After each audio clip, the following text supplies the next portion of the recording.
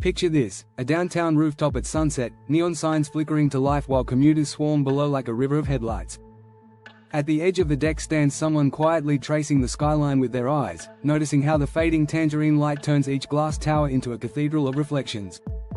They're not filming TikToks or checking crypto, they're pondering why that one cloud looks like a phoenix and what story the city would tell if its buildings could speak. That thoughtful silhouette is the INFJ in their natural habitat, communing with subtleties most people race past. Tonight we're unveiling 15 wonderfully abnormal fascinations that only INFJs truly understand, quirks so specific they'll make non-INFJs scratch their heads and INFJs shout, "Finally, somebody gets me." We'll explore the hidden emotional barometers they read, the mythic symbols they hoard, even the secret humanitarian math they run while everyone else is calculating tips. Stick around, by the end you'll see why the rarest Myers-Briggs type may also have the richest inner universe, and why those odd fixations just might save the world. Number 1. Mapping invisible emotional weather. When an INFJ walks into a room, they don't just see decor, they feel atmosphere. While others locate the snack table, an INFJ silently charts emotional barometrics. Who's nursing quiet resentment? Which laugh is genuine? Where's the tension crackling like static between two co-workers who once dated? Their mind builds a 3D weather map of micro-expressions and vocal tremors, predicting storms before the first clap of thunder. It's not intrusive, it's instinct, an unconscious scan honed by INFJ, introverted intuition plus extroverted feeling. They'll remember Aunt Linda's forced smile at last year's reunion, run it against today's smirk, and conclude she still hasn't forgiven Uncle Joe. Call it empathy on overdrive. The abnormal part? They're fascinated by this data. They'll go home and journal patterns. When Jake feels overshadowed, he coughs twice then jokes about himself. Tomorrow, they'll use that intel to cushion Jake's ego at the team meeting so the project runs smoothly. To the INFJ, emotional weather reports aren't gossip, they're social survival guides. Number 2. Collecting symbols like sneakers. Your friend brags about snagging limited edition Air Jordans. The INFJ is thrilled about uncovering a half-erased Triskelion carved into an old church pew. Symbols are portals, and INFJs are gatekeepers. They'll trace the Ouroboros from ancient Egypt to Norse myth, then connect it to modern recycling logos, marveling at humanity's collective psyche looping through time. Their phone gallery isn't selfies, it's photos of Celtic knots, lotus motifs, and cryptic subway graffiti. Over coffee they'll infuse. Did you notice that the Olympic rings echo Jung's mandala for wholeness? Everyone else blinks. The INFJ doesn't mind, they're already Googling alchemical glyphs for Mercury. It's abnormal because most people enjoy symbols for aesthetic kicks, but INFJs dive for meaning. What hidden psychological truth made civilizations repeat this pattern? And how can understanding it guide today's ethical decisions? This quest isn't academic trivia, it's their way of stitching humanity's fragmented stories into one tapestry. Number 3. Post-conversation autopsies. The party's over, yet the real fun begins in the INFJ after-hours lab. They replay dialogues like directors analyzing dailies, slow-mo on a friend's half-second eyebrow twitch, freeze frame on a tone shift. Why did Maria's voice drop when she mentioned her promotion? Is she secretly scared? They'll scribble hypotheses in a leather notebook, not because they're paranoid but because subtext fascinates them. Think of it as forensic linguistics. Each sigh, pause, or word choice is a clue. Sometimes they solve mysteries days later. That promotion means moving away from her sick mum. Then they craft a supportive text that hits exactly the right empathetic chord. Outsiders label this overthinking, INFJs call it compassionate detective work. Their abnormality lies in loving the process even when no crisis looms. It's intellectual chess played on an emotional board, and every autopsy sharpens their future interactions, turning social life into a living case study on the human condition. Number 4. Abstract time travel. Give an INFJ a century, and they'll mentally relocate. Reading about 14th century Florence, they can almost smell beeswax candles and hear distant church bells. Ask about 2400 CE, and they'll envision architecture grown from algae and conflict resolutions mediated by holographic elders. This vivid time travel isn't escapism, it's intuitive projection. They test moral scenarios. If medieval peasants had today's mental health vocabulary, would witch trials have happened? Their imagination isn't content with surface aesthetics, it interrogates cause and ripple. They might draft diary entries for a future child born on Mars to probe how isolation shapes identity. Abnormal? Yes. But it gives them a panoramic view of humanity's arc, enabling advice like, your startup idea is clever, but will it still benefit people 50 years after you're gone? While others plan next quarter, INFJs pilot centuries. Number 5. Conversations with inanimate objects. You'll catch him whispering, "Thank you for holding my tea," to a chipped mug or patting a bookshelf like it's a loyal dog. No, INFJs aren't delusional, they're symbolically wired. Objects carry stories. The scratch on that mug recalls a stormy night spent writing a life-changing poem. A dying houseplant isn't trash, it's a parable about neglected self-care. By personifying things, INFJs externalize inner dialogues. If I respect my tools, I respect my craft. Studies show anthropomorphism can boost gratitude. INFJs have done this since kindergarten. It's abnormal because society tells adults to discard imaginative play, but INFJs keep it alive as a spiritual practice. Bonus: treating gadgets gently means they last longer, a practical perk to quirky empathy. Number 6. Secret humanitarian math. At dinner someone whips out a phone to split the bill. The INFJ? They're calculating how reallocating that group's dessert cash could fund mosquito nets. Their brain toggles between emotional radar and logistic spreadsheets nobody sees.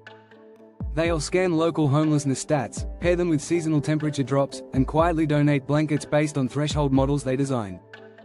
They fantasize algorithms that route surplus bread from cafes to shelters within an hour to beat staleness. Abnormal? Most people consider charity noble but sporadic. INFJs treat it like engineering: optimize inputs, maximize relief. They may never brag, anonymous impact feels purer. They keep a folder labeled micro-philanthropy schemes, full of pie charts, ready for the day they lead a civic initiative. To them, empathy without efficiency is noise, efficiency without empathy is cruelty. Their super rarity lies in fusing both. Number 7. Curating playlists for feelings that don't exist yet. Spotify says, daily mix, but INFJs craft prophetic soundtracks. Title: When humanity realizes it's one family, another. The moment you finally forgive yourself. They'll spend hours balancing tempos and lyrics to evoke emotions still hatching in the collective psyche. Later, when a friend calls crying after a breakthrough therapy session, the INFJ sends playlist number 42 and the friend sobs with catharsis. It's abnormal because most people build playlists around existing moods. INFJs timestamp future ones. These sonic vision boards help him manifest hope, almost like audio alchemy, turning possibility into vibrational rehearsal. Number 8. Chasing synchronicity. To skeptics, 11:11 on the clock is randomness. To INFJs, it's the universe winking. They note when a stranger mentions the book they just underlined that morning, or when a song lyric answers a question they've wrestled with. They jot these meaningful coincidences in a pocket journal, analyzing patterns for spiritual breadcrumbs. It's abnormal because Western logic warns against apophenia, seeing patterns where none exist. But INFJs suspect life's fabric has shimmer lines, and noticing them expands intuition. Jung believed synchronicity bridges psyche and matter. INFJs are eager cartographers of that bridge. Even if science never validates it, the practice nurtures their optimism, fueling the quiet faith that life isn't chaos but an epic narrative with hidden threads. Number 9. Quiet revolution fantasies. Hand them a modest idea, say, free seed libraries, and watch them architect a full-blown food sovereignty movement. They'll sketch colorful kiosks in every neighborhood, draft a viral hashtag, plan workshops led by retired gardeners, and calculate carbon offsets. They test campaigns in their mind like tech firms run beta software, searching for points of failure before reality invests. Abnormal because many dream big yet tire quickly. INFJs persist, iterating quietly for years. Even if 90% stays imaginary, the remaining 10% emerges refined, doable, and weirdly effective, like that friend who organizes a neighborhood fridge and suddenly feeds 200 families weekly. The revolution may be small, but its ripple rides on INFJ foresight.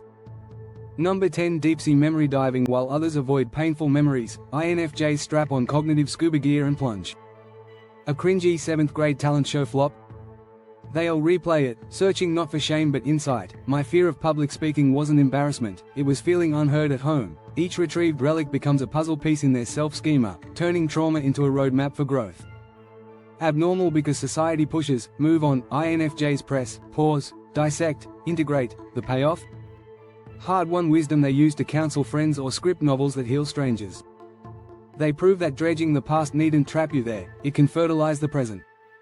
Number 11. Linguistic time capsules. Ask an INFJ their favorite word, and you'll hear petrichor, susurrus, or numinous. They savor the mouthfeel of syllables, rescuing archaic terms like rare butterflies. They'll sprinkle liminal into a tweet and grin as followers Google it.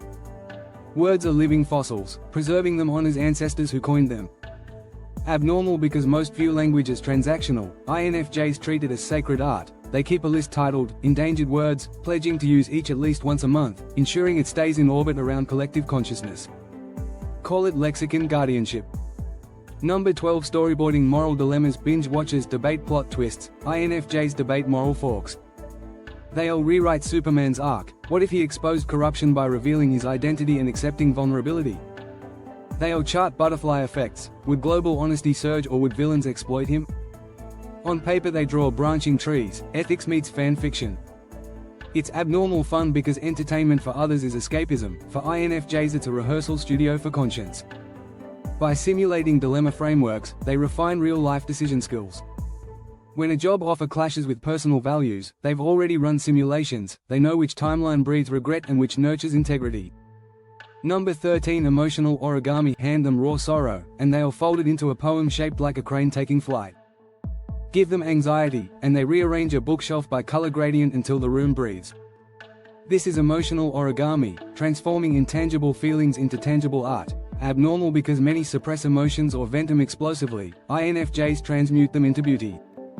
Neuroscience shows creative expression regulates the limbic system. INFJs intuitively mastered that hack. Their apartment doubles as a gallery of silent stories, teal brushstrokes from last winter's heartbreak, handcrafted candles infused with forgiveness. Guests feel soothed, unaware they're touring the INFJ's alchemical lab. Number 14. Imaginary mentor counsels decision time. Quit a stable job to pursue counseling? The INFJ closes their eyes and convenes an inner round table. Maya Angelou, Mr. Rogers, Carl Jung, maybe Yoda for comic relief. Each voice echoes authentic quotes blended with intuitive impressions. Maya reminds them courage births freedom, Rogers urges kindness to self, Jung probes shadows, Yoda chuckles, the path clear, trust you must. Abnormal because adults are told imaginary friends are childish. Yet research on dialogical self shows inner mentor dialogues boost problem solving. INFJs instinctively harness it, gaining multi-perspective clarity without external bias. Their final decision may surprise friends as, out of nowhere, but it was vetted by a council of legends. Number 15. The pursuit of sacred quiet. If silence were a mineral, INFJs would mine it like diamonds. They'll wake at 5 a.m. to catch the world before it speaks, brew tea while dawn paints everything silver, and sit absolutely still until inner chatter hushes.